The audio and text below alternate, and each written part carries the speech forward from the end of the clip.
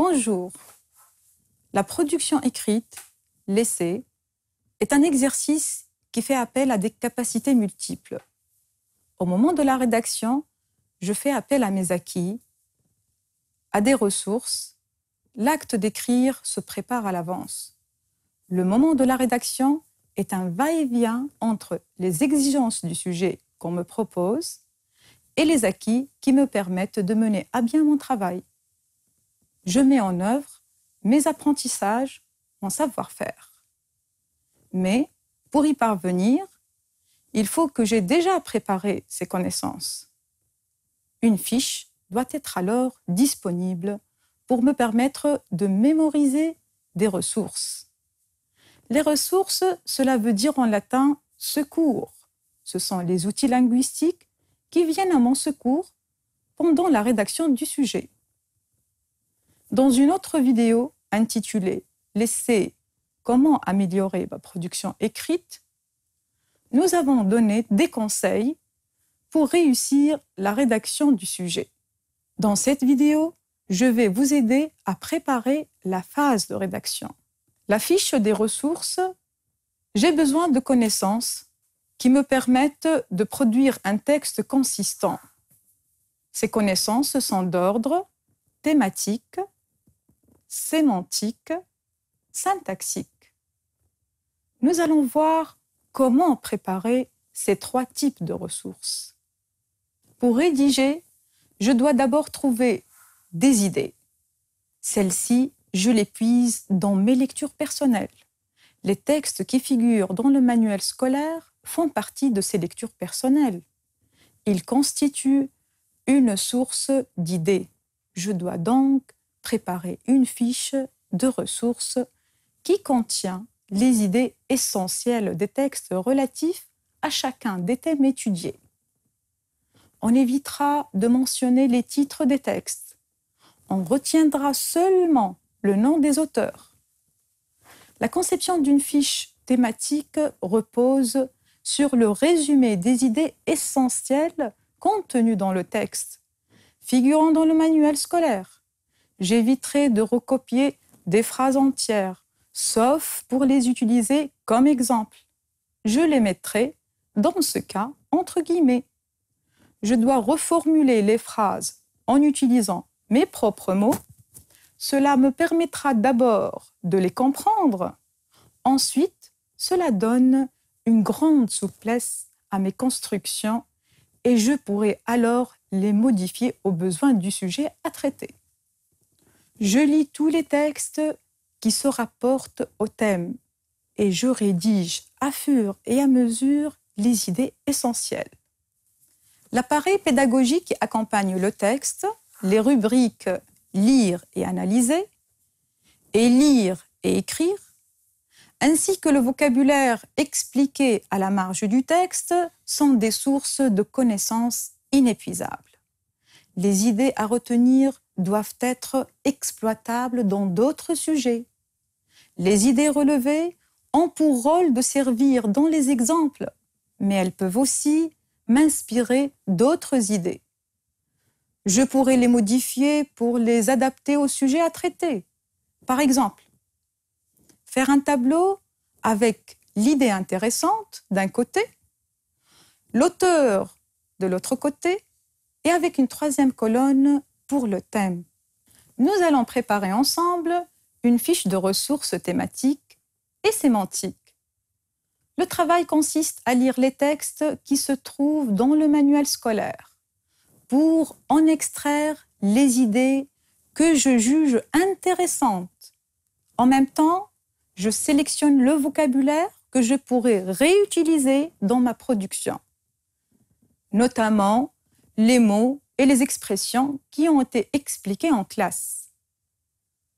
Prenons l'exemple du thème « L'appel de la modernité ». Après avoir lu le texte de Jean Cazeneuve, je note les idées suivantes. L'homme moderne est un robot. Il est commandé par les moyens de communication. La société façonne cet individu qui perd sa personnalité et son originalité pour se conformer à la société, L'homme est toujours seul et sa liberté n'est qu'illusoire. Je peux noter le vocabulaire en rapport avec le texte, certains mots comme stéréotype, stéréotypé, modeler qui signifie façonner, la société archaïque, les sociétés des siècles derniers, sociable, la foule, milieu social, collectivité, la vie collective, le conformisme, le libre arbitre, la personnalité de l'homme, les facteurs socio-culturels et le vocabulaire rendre difficile la survie des humains. On peut prendre le texte de Jacqueline de Romilly et on retient l'idée: la formation des jeunes doit passer par l'étude des auteurs classiques. Ceci permet d'acquérir des capacités durables, impérissables. Le retour au passé n'est pas une pratique indispensable. Mais le passé nous aide à sortir du temps pour mieux voir le temps, pour avoir une vision du monde plus panoramique et retourner au présent avec plus de clarté. Je retiens le vocabulaire utile, utilité, qui est l'antonyme d'inutile et de l'inutilité, éclairer son expérience, rehausser sa réflexion, avec passion et désorienté. Dans le texte de Marc-Alain Descamps, on retient l'idée: la mode est un jeu qui dévalorise les arts et la technologie. Elle engage une course à la nouveauté. Tout est dépassé à cause d'elle. Elle s'autodétruit. Elle est victime de l'exploitation commerciale. Elle fleurit dans un monde où tout s'accélère, où rien ne dure assez longtemps. On retient le vocabulaire, société moderne, le progrès technologique. La mode s'autodétruit, un monde qui a perdu ses racines et ses traditions, le progrès indéfiniment accéléré, durable qui est le contraire d'éphémère, les facteurs qui permettent à la mode de fleurir. On passe au texte d'Edgar Morin. Dans l'idée, les thèmes culturels américains diffusés à travers les médias se sont diffusés dans le monde. L'universalisation de la culture de masse s'explique par le désir des peuples de vivre dans le bonheur et le bien-être. Il y a interaction entre les cultures de masse et ces désirs des peuples. On note le vocabulaire: universalisation, universalisé, universel, durable qui est le contraire d'éphémère, monde mondial, mondialisation, le développement économique, technique, les facteurs qui favorisent, la culture de masse, c'est une culture qui touche un grand nombre de personnes et diffuser une culture, un mode de vie. On passe au texte de Michel Henry, qui affirme que la télévision impose aux téléspectateurs une façon d'être. Elle agit sur lui à travers l'actualité. On note le vocabulaire. Les médias mettent en avant l'image télévisée. Métropole, c'est une ville principale, c'est la capitale. On passe au texte de Pierre Daninos, écrivain et humoriste français. Il se plie aux demandes de ses enfants qui trouvent toujours d'autres enfants qui ont plus qu'eux. Il pousse alors leur père à leur acheter ce qui leur plaît. Jean-Paul Sartre, dans Situation 3, exprime son amour pour la ville de New York. Pour l'admirer, il faut la traverser en voiture. Le ciel y est beau, il est repoussé par les gratte-ciel. Il semble protéger toute l'Amérique, le monde entier. Je passe maintenant à un autre texte, celui de Jean Joubert, dont l'idée est: la ville est un amas de produits industriels et technologiques, avec le vocabulaire, rendre difficile la survie des humains. Je cherche le vocabulaire le plus courant dans chaque thème. On le cherche partout, dans les textes. Le vocabulaire en bas du texte qui explique certains vocables, l'appareil pédagogique qui accompagne le texte, l'explication réalisée en classe. Le vocabulaire relevé doit être d'abord expliqué et mémorisé. Le nom, apprenez-le avec son déterminant afin de mémoriser le genre. Il est important d'apprendre un nouveau vocabulaire et de l'utiliser dans sa production écrite pour lui conférer un aspect soutenu. Le lecteur aime découvrir un lexique nouveau, mais employé correctement. J'utiliserai volontiers l'expression « il est d'une beauté sublime » au lieu de « il est beau ».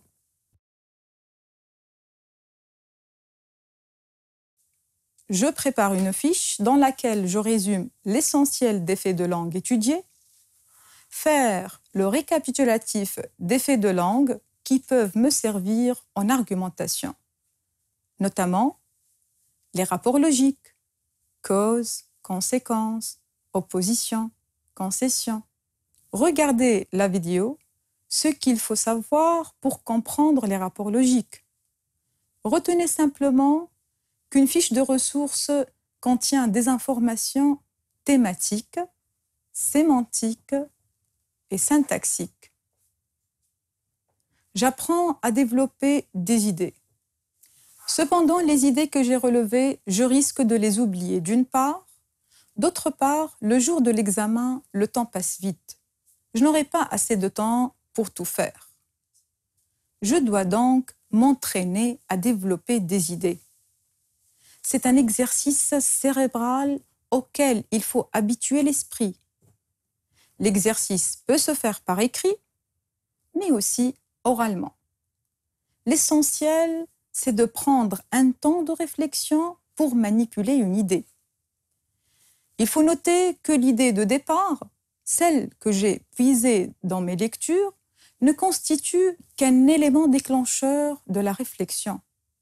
Je ne suis pas tenue de développer l'idée pour aller dans le même sens de son auteur d'origine, sauf, bien sûr, si je m'en sers comme exemple.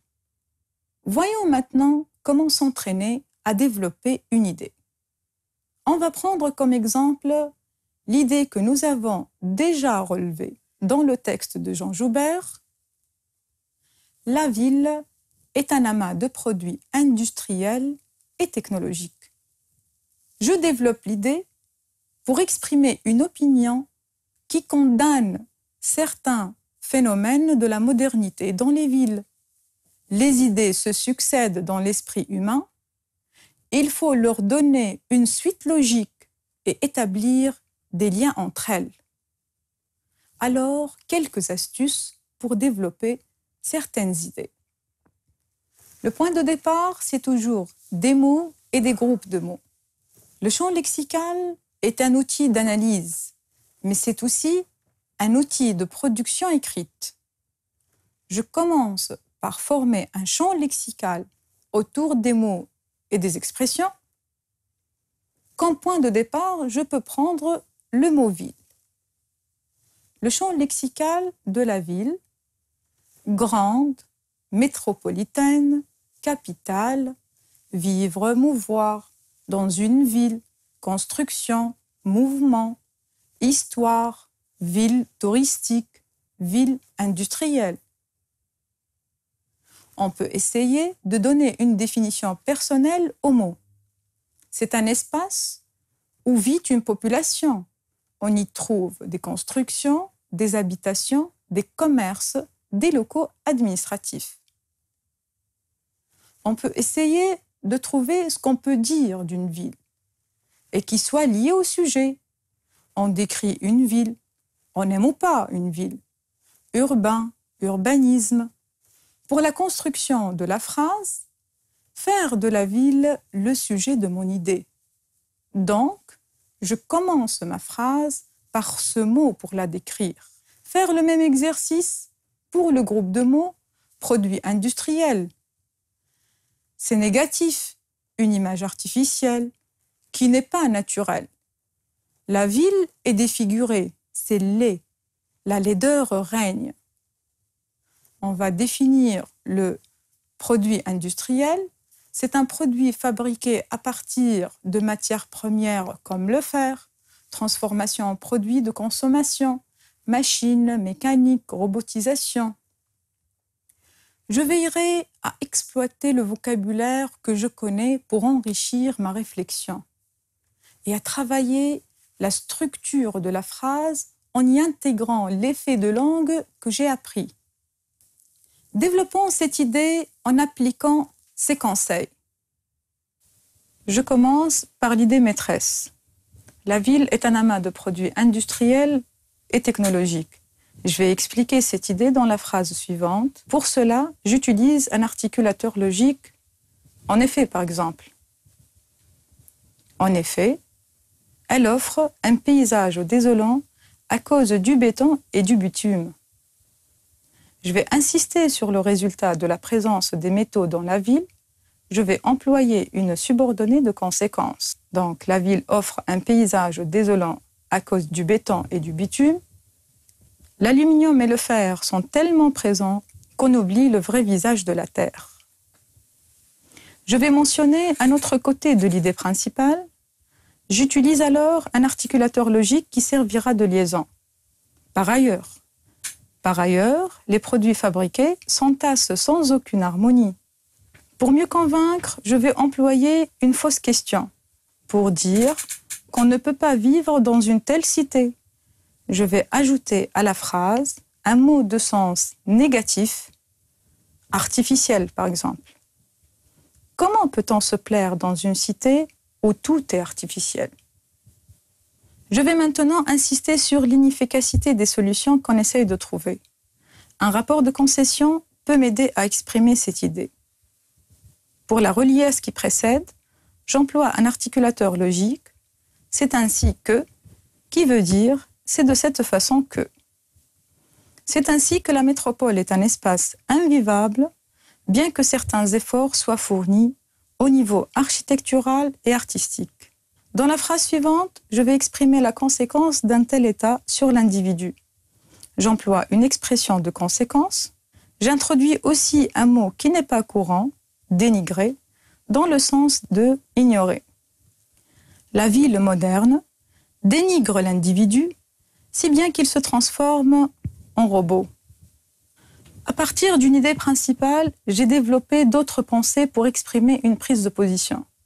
J'obtiens un ensemble de phrases avec un vocabulaire varié, en jaune, des structures variées avec des sujets différents, des phrases simples et des phrases complexes qui commencent par une majuscule et qui se terminent par un point. Les phrases complexes ne sont pas longues pour autant. Des subordonnées variées pour exprimer la cause, la conséquence, la concession. Des articulateurs logiques qui m'aident à organiser mes idées. En effet, par ailleurs, c'est ainsi que. Retenez que l'écrit, l'essai, est un acte qui se prépare à l'avance. Cette préparation a pour objectif de fournir des ressources pour la rédaction. La préparation thématique consiste à faire le résumé des idées pertinentes puisées dans mes lectures. La préparation sémantique consiste à relever, expliquer et apprendre un vocabulaire thématique. Dans la préparation syntaxique, je fais le bilan de faits de langue utiles. La préparation de l'écrit se fait également par l'entraînement au développement des idées. Des outils sont alors nécessaires. À partir d'une idée principale, trouvez le champ lexical des mots qui composent cette idée. Essayez aussi de donner des définitions à certains mots qui se trouvent dans l'idée principale. Variez la construction des phrases. Mobilisez les ressources linguistiques. Merci de votre attention.